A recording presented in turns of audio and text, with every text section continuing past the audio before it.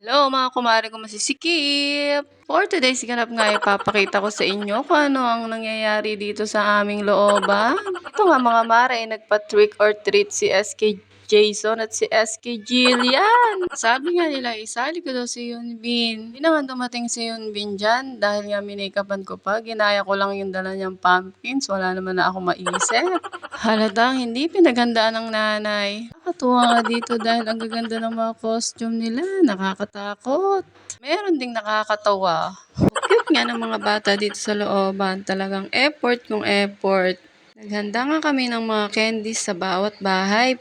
Balita ko nga mga mare ay may papansit dito at may pa-sandwich at juice si Jason. Kaya nga agad-agad kong iginayak si Yunbin.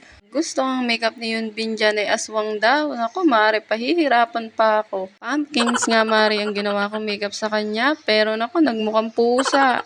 Dito nga mga mare naghahanda na sila para magparada sa labasan. Ang sabi nga ni SK Jason ay iikot pa daw niya hanggang doon sa dulo. Diyos ko, mapapagod ng mga bata. Tuwang-tuwa nga ako dyan mga mare sa mga itsura nila. Gusto ko nga i-video isa-isa kaso mga ayaw magsilingon. Dito nga mga mare, ipapalabas na sila at rarampa nga sila doon hanggang sa dulo. Siyempre, ang daddy ni yun binakasama niya dahil hindi naman ako lalakad hanggang doon at ako'y mahiyaing ina. Dito nga mga mare, ipabalik na sila. Ang dami nga nilang nahakot na candy doon. Pinaghandaan din yata ang trick or treat.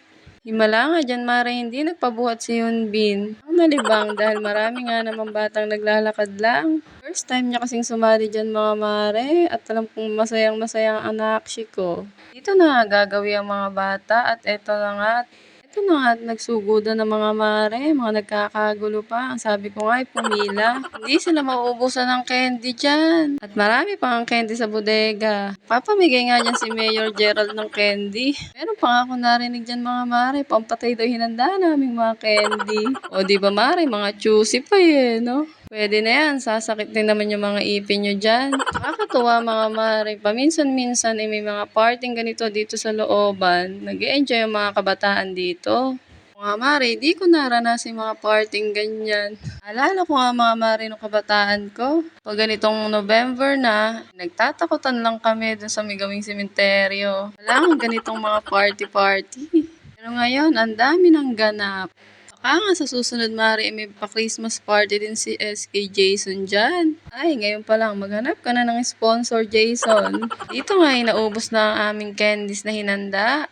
Dito nga mga mare, naghahanda sila dahil pupunta nga pala sila sa kabilang bahay. Dito kala Tita Bebe, doon naman sila magko-collect ng candies. Dito na nga ang huling bahay nilang pupuntahan dahil nga mayroon pang mga nakahandang pa-game si Jason. Nga mare ang video ko dyan at baka makahagap ako ng ghost. Baka ma-Jessica Soho tayo. Sabi ko nga dyan, iba-vlog ko sila at kumaway-kaway naman sila. Dito nga mga mare, pabalik na sila. Dahil nga meron pang gaganapin ng mga games. Mga tuwang-tuwa ang mga bata dito dahil ang dami nilang nahakot na candies at yung iba ay may mga barya pa. Dahil nga si Cyrus ay naubusan ng candies kaya barya na lang ang pinamigay. Eto nga mare si Yunbin, walang kapaguran. Sabi nga dyan ng daddy niya, isasali pa daw niya sa game si Yunbin. Naku mare, madadapurak lang siya dito.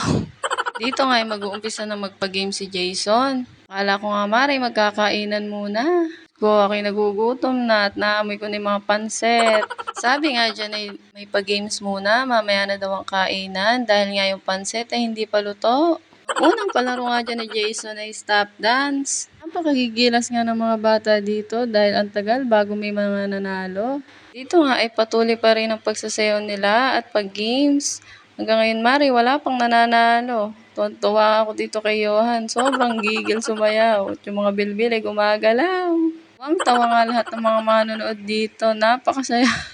Johan nga din pala ang nanalo dyan sa stop dance. At nagigil sumayaw. Nakakatuwa lang. Competitive na bata.